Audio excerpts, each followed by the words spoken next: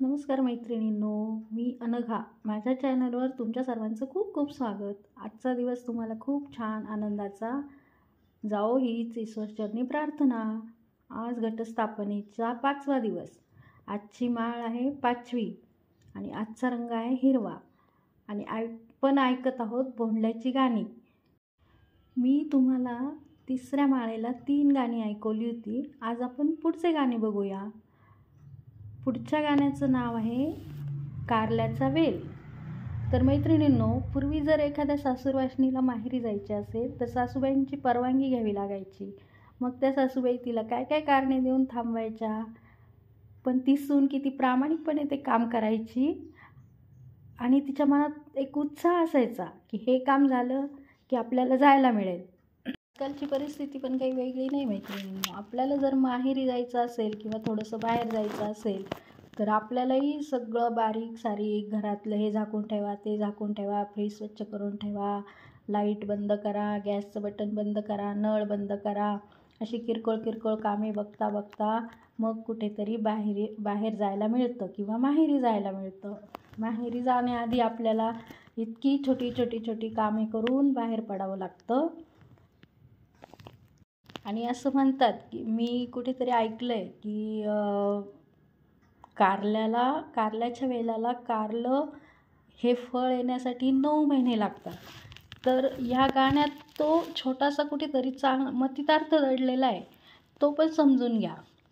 कारल्याचा वेल लाव ग सुने, मग जा आपुल्या माहेरा. कारल्याचा वेल लाव सासूबाई, आता तरी जाऊ का माहेरा. कारल्याला कारलं येऊ दे ग सुने, मग जा आपुल्या माहेरा. कारल्याला कारलं आलं सासूबाई, आता तरी जाऊ का माहेरा.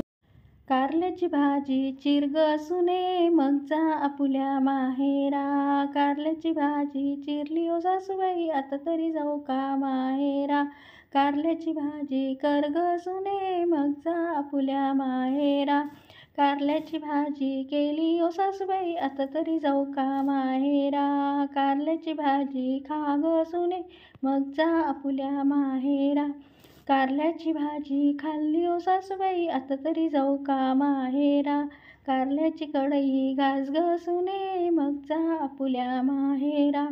कारल्याची कढई घासली ओ सासूबाई, आता तरी जाऊ का माहेरा. आना फणी घाला वेणी, जाऊ द्या राणीसाहेब माहेरा. आणली फणी घातली वेणी, चालल्या राणीसाहेब माहेर. तर अशा पद्धतीने कारल्याचा वेल लावल्यापासून कारल्याला फळ येईपर्यंत त्याची भाजी करून ती खाऊन त्याची कढई घासून मग या सुनबाईंना माहेरी जायला सासूबाई कुठेतरी परवानगी देतात. ते किती छान पद्धतीने सांगितले आहे. तुम्हाला हे गाणं कसं वाटलं, आवडलं की नाही मला नक्की कमेंट करून सांगा. आता आपण पुढचं गाणं बघूया. गाणं छोटंच आहे, नणंद भावजया.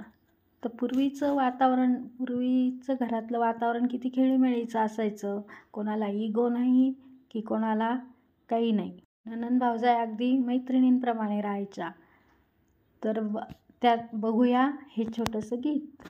नणंद भावजया दोघी जणी, घरात नव्हतं तिसरं कुणी. शिंक्यातलं लोणी खाल्लं कुणी, मी नाही खाल्लं वहिनीने खाल्लं. अशी छोटीशी तक्रार ती नणंद करत असते आणि ती म्हणते की आता मी ते माझ्या दादाला सांगणार आहे. आता माझा दादा येईल ग, दादाच्या मांडीवर बसेन ग, वहिनीचे घराने सांगेन ग, दादा तुझी बायको चोरटी.